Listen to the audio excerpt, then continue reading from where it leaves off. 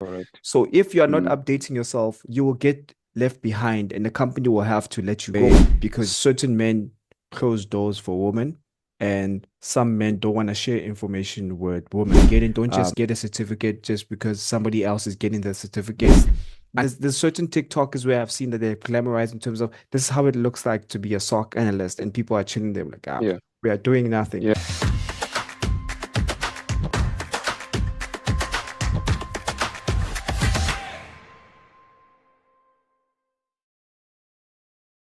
What's up, guys? Welcome back to Tips Tech channel. And so on today's channel, I have a special friend.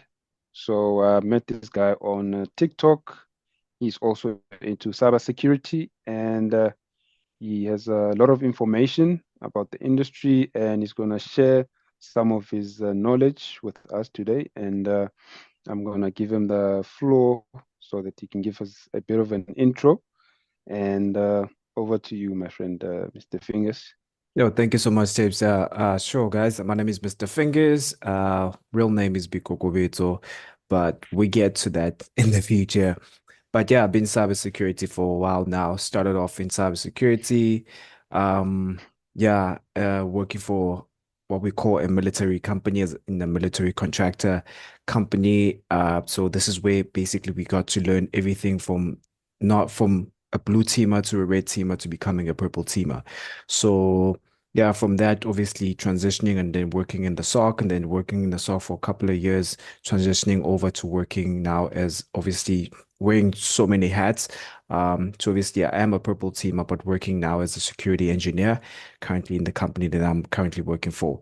And just sharing more knowledge about obviously my journey, cybersecurity industry, and what's happening in the industry as well, with friends, obviously taking their knowledge and their experience, from mentors as well, and just sharing their knowledge with you guys and always trying to network with people who are in the same industry, always reaching out to people. Like, for example, your Tibbs, he knows I reached out to him before. I'm like, hey, man, let's have a chat and all these things. So I think just always reaching out to people and seeing how we can help each other grow, because in this industry, it's not about you, it's all about us, how we can help each other grow, because you always get confused about what's next, what's this, I don't know this, because even I don't know some of these things.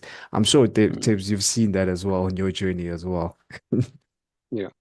Yeah, yeah. Sure. You can never know enough with things changing so much in this space. And the main reason why I invited you for today's show is the things that I wanted to discuss, especially the emerging technologies like AI.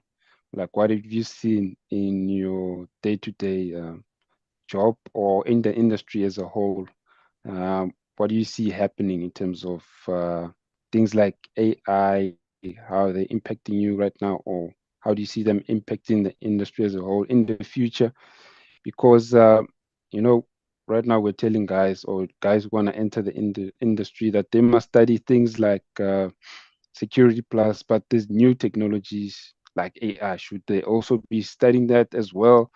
So I don't know. What's your opinion on things like that, emerging technologies in the 100%. I industry? mean, there was a video that you shared last time about you should people should also consider getting themselves like AI certs, right? Which I do agree with that as well, 100%. First of all, let me start Yeah, about AI. How do we use AI right now in cybersecurity currently right now? yeah, So, first of yeah, all, in cybersecurity, AI is being used in different ways. I mean, I'm seeing, threat intels, these people who are trying to, for example, the threat actors, how they use AI on their side of things is that, for example, like your deepfakes, they use AI in deepfakes. They use AI in terms of phishing, and they're always trying to see how they can utilize AI to better the attack infrastructure and also to become undetectable because in cybersecurity you've got SIM tools, and underneath, in fact, on top of those SIM tools, we've got what we call detections. So they trying to bypass these detection rules using AI mm, systems. Now, we as cybersecurity engineers, SOC analysts, detection engineers, now what we need yeah, to do in order for us to understand how these threat actors are using AI and how we can detect this AI is also by us incorporating AI to what we're currently using. For example, like your automation, automating more stuff using AI as well because we also yeah, get tired in some of the things where we can miss information, where we can miss a certain alert, where we can miss a certain attack. But when we utilize AI in such a sense, because with AI, you can set it to listen to you and mm, set a certain mm, rule and detection rules with that. So I think it's important for us to try to understand what type of AI we can utilize in the best of our advantage from the defense mm, side of things and look at the new attacks that these threat intels are always bringing up because there's always new stuff coming in and how we can try yeah. to not only protect the companies that we work for, but also the users for those companies as well. But what are your thoughts in terms of that mechanism in terms of AI on your side? Yeah, so I've seen with the new security tools, they are taking advantage of AI, like you said, to discover the new threat alerts. I've seen that. So it's both ways, both from the attacker side, both, and from the defender side. So it's something that we all have to take advantage of. So if I'd say if you're not somehow into AI, you better start learning now. And even if you're not a master, but get the basics, find out how you can take advantage, how you can use True. it in your daily operations. I think we're Um, scared of all of and us when we're seeing this thing. Sorry for cutting you that. We're always scared yeah, that yeah, we're yeah, thinking that AI is going to take our jobs. And I think we're scared of that. But just to be honest and realistic, is that AI can only mm, take your job if you are not updating yourself, because you need to update yourself and upskill yourself. correct. So if you are not Mm, updating yourself, you will get left behind and the company will have to let you go because you don't want to upskill yourself. correct, correct. And another issue that the industry that is not talking about is because I want people who want to join this industry to know that it may look glamorous sometimes from the outside, but it can get quite hectic in terms of projects and then things like mental health, burnout. How do you handle such things? How do you deal with that in the industry? And that's actually a good question because we were actually talking about it, me and you, before we started this podcast. In Yeah, terms of it gets so hectic, in terms of, for example, like we are content creators, both of us. Now we yeah, have to learn how yeah, to balance our life. We have to learn how to balance work. We have to yeah, learn how to also shoot these videos as well at the same time yeah, and also post these things. So all these things, they require energy, time, effort as well, and planning and scheduling every single thing. Now, when it yeah, comes to our job becomes very hectic because at the same time, you do get fatigue, you do get tired because you're always sitting and waiting for the next alert. But also, you have to be alert in most of the time. Yes, you can make human errors, but those human errors shouldn't cost the company a lot of money. That's very important, right? But when it comes to burnout, I think how I deal with burnout, I'm very transparent and very honest with myself in terms of okay, where am I right now in terms of a scale of 1 to 10? Because let's say, for example, one of how I deal with burnout, in terms of me identifying that I'm feeling burnout, great one is if, for example, I'm investigating a case, I would see yeah, that I miss certain things. I would see that I miss in terms of, for example, reading something. I would just scroll through something. That's when I know, no, the mind is tired, the mind can't read. It's time for me to take a break. And I've gotten to a point where me and my team are very honest with each other. Where if somebody can't do something and you're feeling exhausted, you mention it to the team, guys, I can't do it right now.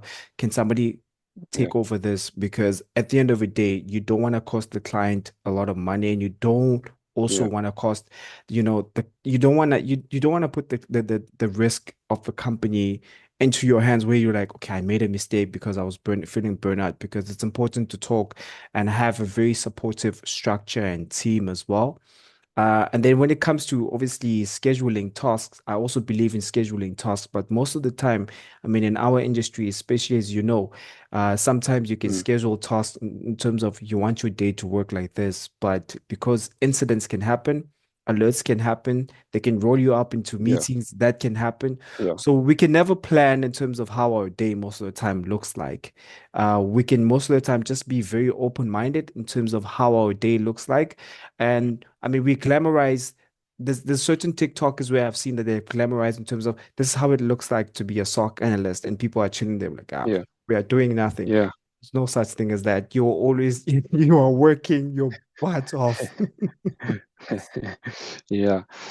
you know. And So then, so yeah, thank you for that point.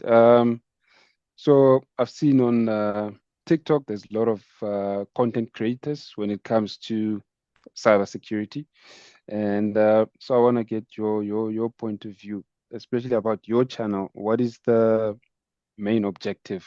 What are you trying to achieve, or what made you start your channel speaking about cybersecurity? 100%. That's a very good question. So, in my objective is two things, right? First objective is that I noticed that obviously in South Africa and in Africa there was nobody doing terms of talking about different careers and breaking those careers down. And I Yeah, noticed that there's so many unemployed people, there's so many talented people outside of mm, cybersecurity and the tech space itself that they don't yeah, know about opportunities that cybersecurity has to offer. And then I realized that's a huge gap that I can fill in and letting people know in terms of what is cybersecurity and what is that we do and what is cybersecurity all about? What careers do we have in cybersecurity? That was very important that I had to, create that niche around my page. So that's what my page basically was all about when I started. And then I realized that more people wanted to me to break down some of these careers as well in terms of what is that they do, how do they do it, and how can I get there. So I was like, okay, mm, let's make it much more length, more what we call long videos in terms of short yeah, videos. So yeah, breaking yeah. those things down because I've noticed that some people don't want to go to YouTube channel, they rather stick on TikTok, even though we Yeah, can the try to direct them. concentration. Exactly, bro. I mean, you've Mm, seen it yourself. I'm sure you as a YouTuber as well. yeah, yeah, So I yeah. noticed That's that, true. that niche that I need to break it down with that. And obviously, right now, I'm niching down on two things, which is careers and also breaking down certain cybersecurity terms, words, and attacks right now. So we're niching down into that. So those are my two Mm, niche. Those are my basically my three niches, which is cybersecurity terms, tags, and careers. Simple. So yeah, I don't move on to any other things mm, besides that because I don't want to focus on things where I'm drifting from my niche because I rather stick to my yeah. niche, understanding my What you know. niche. Yeah, and Mm, what and with my niche, what I've done is that on the side, I speak to people who are in that particular career, right? For example, what you do, I would speak to you on mm, the side. I'm like, what is that you do? Oh, tell me more. Oh, how do you do on a mm, day-to-day basis, right? And then I mm, compile that into my research as well. And create a video out of that because I've already have evidence from speaking with somebody who has already done it because it's easier when you yeah, speak to somebody who has already done it than just creating it from just Google searching using ChatGPT and all these things. It's yeah, different because sometimes you get that certain things are outdated because as you said, technology is always improving. There's always new certs coming in most of the time. yeah. So that's what basically my channel is all about. I know your channel is also quite interesting, where yours is mostly about tech. You share more about certs and all that. What else is yours all about as well? So yeah, so my channel, I think the vision is more about the tech industry as a whole, not just cybersecurity. So I plan to get other people in other tech industries just to come on the channel and share their skills and knowledge, Yeah. and just to inspire the next generation how they can get into the same industries that they're in. And I also use different platforms: Instagram, Facebook, YouTube, and LinkedIn. But by far, TikTok is the best. I'd say, social media app in terms of interaction, engagement, Yeah. and yeah, I think people are more into TikTok than anything else. YouTube, like you said, videos are people cannot stay and watch an 8 minute video, like yeah, 60 seconds, and then they are done. So you give them the information in small bits. I think that they're able to consume it better. So Sure. another issue that I wanted to raise, I wanted to know your opinion, is the diversity in tech. Like the department that I'm in right now, I've noticed there's no women, just men. Ish. And then on my I see on my TikTok, I get a lot of questions from women. And what's your opinion on that one? How can we make it more accessible to diverse groups of people? What's your opinion? Why is it only more men than women? That's a very good question, right? Because this industry is Yeah, it's more male dominated. That's the problem. That's where it started. yeah, It's more male yeah, dominated where certain men close doors for women and some men don't want to share information with women.